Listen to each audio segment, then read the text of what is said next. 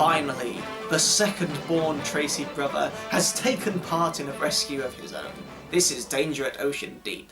Now this one is a bit of a mystery episode, isn't it? You know, we're not quite sure straight off the bat what is going on. It opens with a ship disappearing into this very mysterious and terrifying mist, only to never come out of it, to explode within.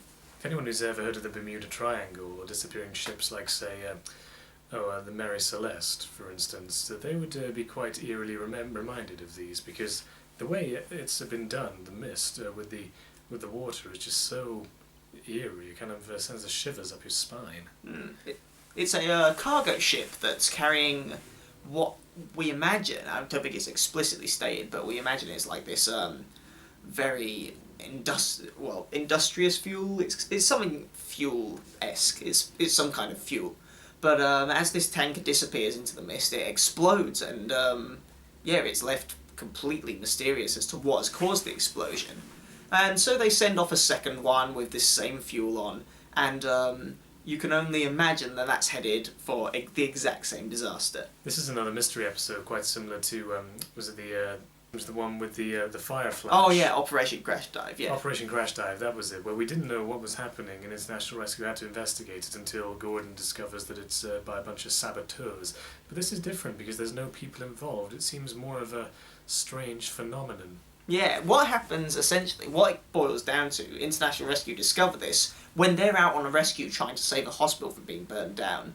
They find that their communications get interfered quite significantly, and when Brains runs some experiments, he comes to the conclusion that the problem that International Rescue are having with their communications is the same one that is causing the ocean liners to explode, which is a meeting of these two very different chemical properties that, when they come within enough proximity to each other, not only do they send out this radio interference, but they also create a great amount of mist, and finally, when they're close enough, boom, they explode.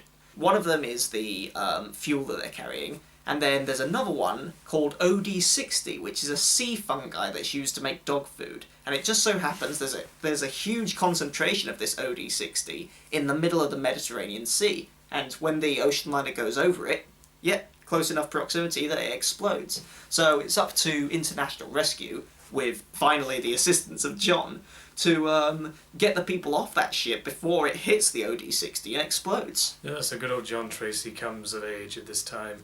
I mean, he's just been sitting up there in the satellite all this time, taking all the calls in for help. I mean, granted, we do need somebody like that, but at least we can actually see this guy in person now, actually taking part in the action, because he was originally, according to what I've been reading, originally meant to be like one of the original heroes. Probably he was meant to be like Scott, more like Scott perhaps.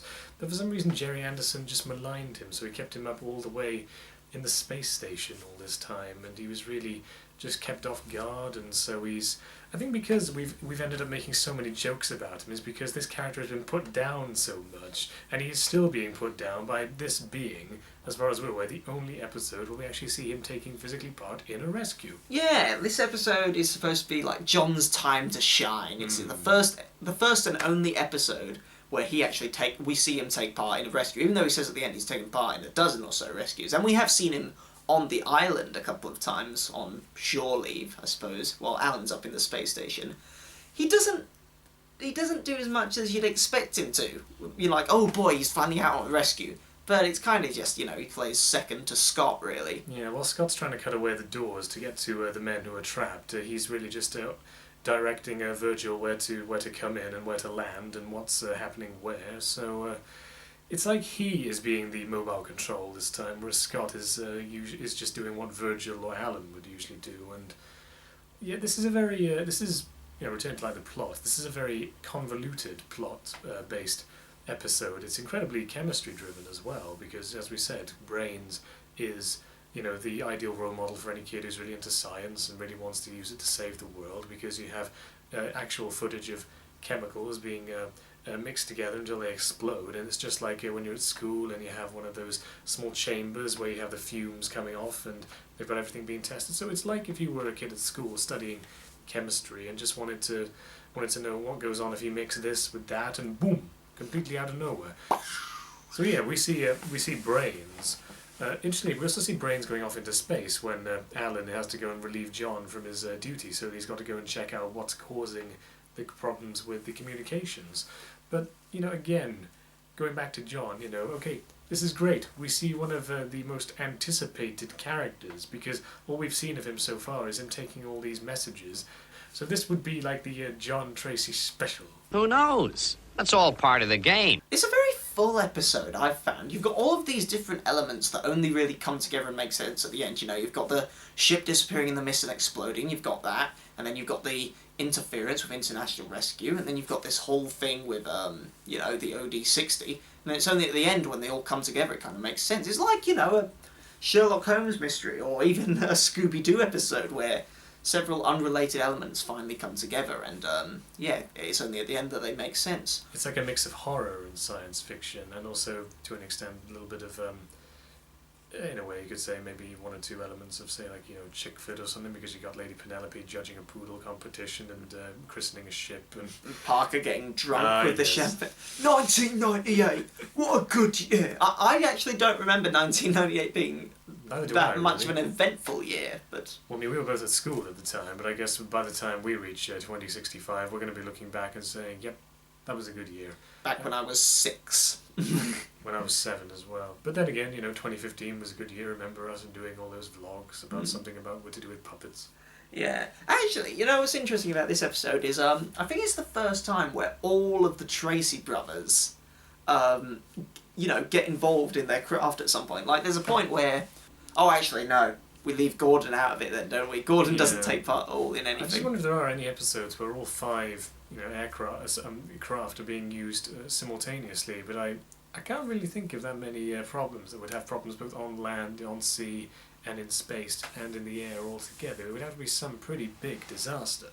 Or at least several disasters happening at once. I mean, did they ever do an episode of that where it was not just one disaster, like one disaster led to the next? And Atlantic Inferno, the one where Scott takes charge, there's one disaster that they do solve, and then, that exacerbates into another one. Yes, I guess that's right. So you never know the problems that international rescue may face, and just not, exactly what it is they have to do is, that's what keeps you on the edge of your seat. You're anticipating what's to come next. It's just that, again, great to see John in a rescue, but my God, he hardly did anything. And then right at the end, he's arguing with Scott about the collateral damage that may have been caused to the companies that funded the Ocean Pioneer. But then we get a very good, speech about morality and putting humanity over the value of machinery any day from Jeff. Your job is to save lives that are in danger.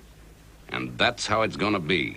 Always. It's nice to see that, we got this one character who is debating with the others, but God, it gave off the idea he was a bit stingy, perhaps. No, I don't know. Maybe he just did, it wouldn't quite be a family if there wasn't some kind of, disagreement amongst the peers as to how they operate or how they do stuff. It would seem too ideal for all the brothers to have exactly the same outlook on how a rescue should go down. But at the end of the day, Jeff Tracy does have the final say. I guess because they're such the closest siblings, supposedly, with Scott being the oldest and John being the second, it's kind of likely they would have some kind of sibling rivalry. But no, I guess, the main moral is the one that Jeff Tracy throws at the end, which is, you've got machinery and cars and all that kind of stuff can be replaced, but human life can't, so that's what you need to prioritise. And who'd have thought you could link dog food to a nuclear explosion? It just doesn't make sense. Danger in Ocean Deep. That was a pretty good episode. I mean, the most exciting thing about it is that John finally takes part in a rescue. I will never, And then there's John. And then there's John. I'll never, really just... I don't know, John is finally here, and you expect him, oh great, he's going to be finally doing something. This is the John episode. Regardless of, him not really doing that much in the rescue, this is the John episode. Yes, this one is for you, John Tracy. So yeah, it was good to see you in action finally, and it's a shame that I never get to see you again. But, there are future episodes to come, some more exciting than this one, so stick around. Okay, well, we'll see you next time, whichever one comes up next. I can't quite remember which one it is, but that's the great thing about going down memory lane and what's going to come next. FAV. FAV.